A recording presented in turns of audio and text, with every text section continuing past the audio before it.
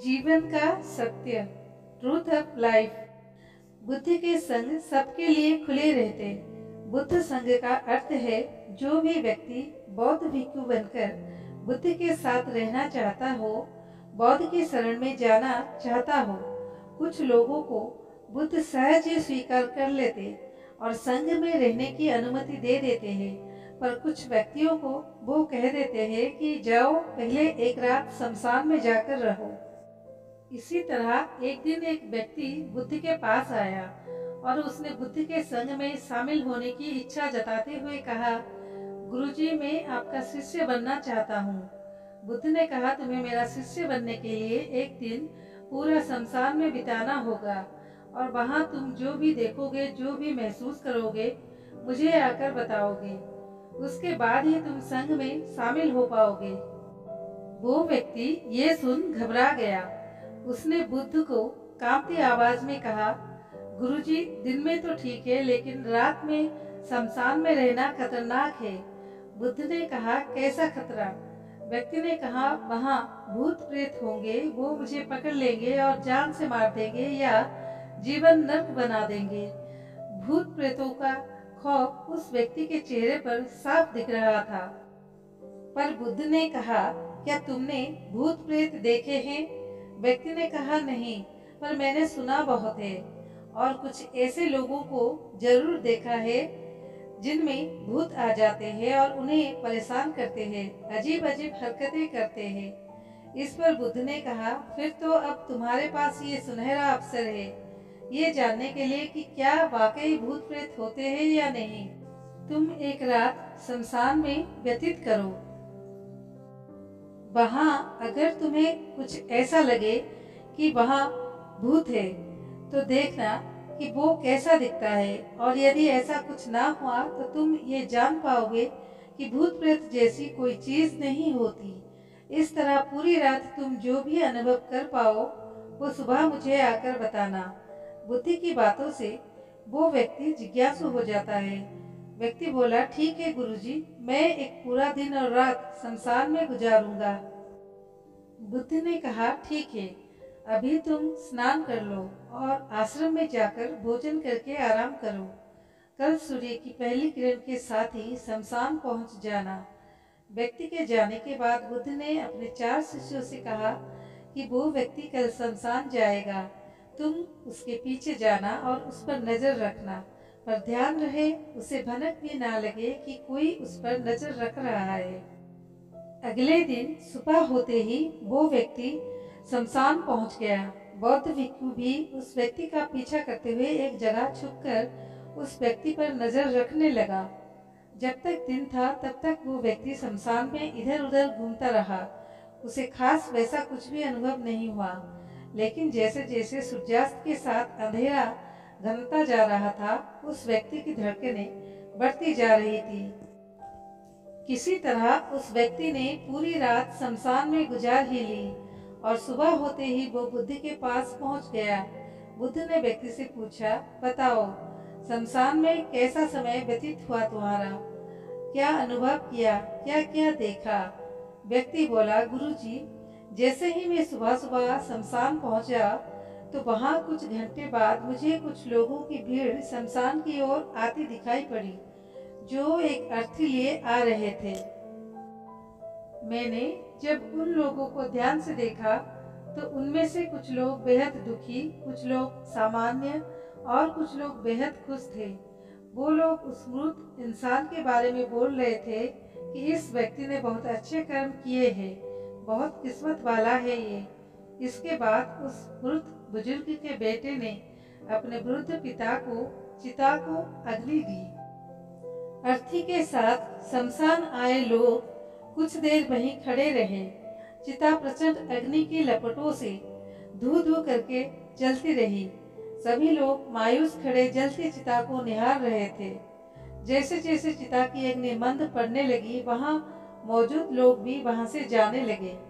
थोड़ी देर बाद वहां 2 और अर्थी आई, जिसमें एक अर्थी किसी अमीर व्यक्ति की थी जो तरह तरह के फूलों से बहुत सजी भजी थी।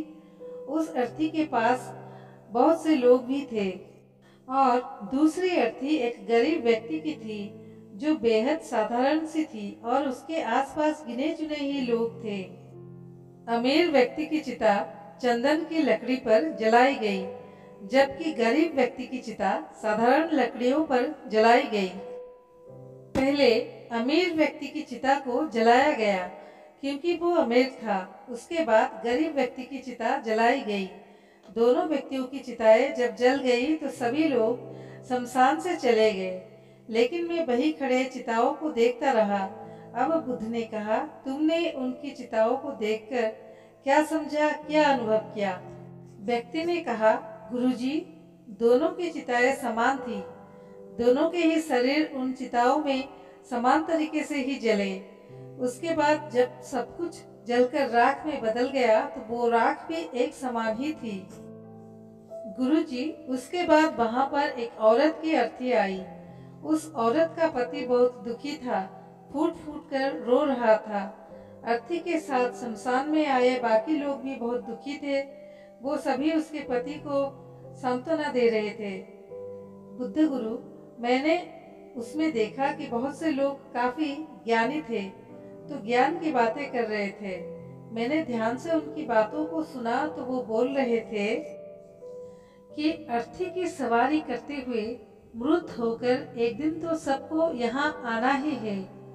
जीवन हमें इंसानियत और परोपकार से जीना चाहिए। अधर्म कर्म से दूर रहना चाहिए। किसी को कभी कष्ट नहीं देना चाहिए। धन के पीछे हमेशा भागकर जो हम अपने जीवन का सुख चैन गवा बैठते हैं और अंत जो भी धन इकट्ठा करते हैं वो सब कुछ तो यहीं धरे का धरा रह जाता है। गुरुजी, उसके बाद शमशान में कोई अर्थी नहीं आई। इस पर बुद्ध ने पूछा कि तुम सारी रात वहां रहे तो क्या कोई भूत प्रेत तुम्हें दिखा? व्यक्ति बोला, नहीं, वहां मुझे कोई भूत प्रेत नहीं दिखा। हालांकि मन में एक डर तो था, पर सच कहूँ तो पूरी रात में अपने आप से ही डरता रहा। कभी हवाओं से हिलने वाले पत्तों की आवाजों से रहा तो कभी वहां आसपास मौजूद जीव जंतुओं की आवाजों से डरता रहा। सारी रात सहमा रहा, लेकिन पूरी रात में मुझे कोई भूत प्रेत नजर नहीं आया। बुद्ध ने उस व्यक्ति से कहा, ठीक है, अब तुम जाओ और आश्रम में आराम करो। कल फिर तुम्हें पूरा एक दिन और रात शमशान में बिताना होगा। अब वो व्यक्ति ये सुन बोला, आप कैसी बात कर रहे हैं गुरुजी?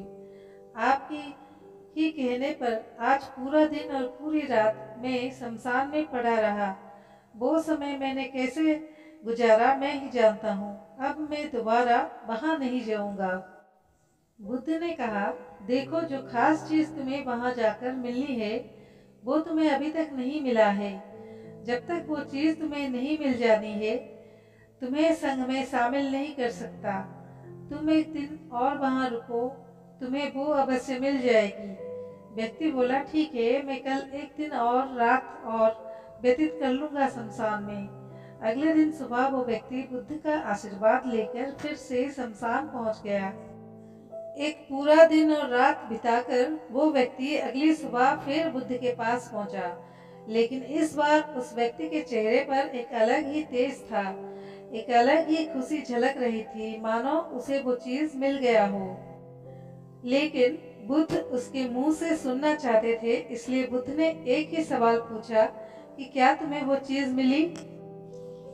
व्यक्ति बोला, हाँ गुरुजी, मुझे वो मिल गई।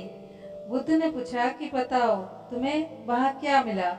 व्यक्ति ने कहा, गुरुजी, मैंने जीवन का अर्थ समझ लिया है। मैंने वहाँ देखा कि कुछ लोग शाम को मुझे अर्थी पर लेकर आ रहे हैं। मुझे 4 लोगों ने अपने कंधे पर उठा रखा है। मेरे पीछे कुछ 15-20 लोग रोते बिलखते चले रहे हैं। मेरे पिता अर्थी के आगे आगे चल रहे हैं और कुछ लोग राम नाम सत्य बोलते हुए मेरे ऊपर फूल फेंक रहे हैं।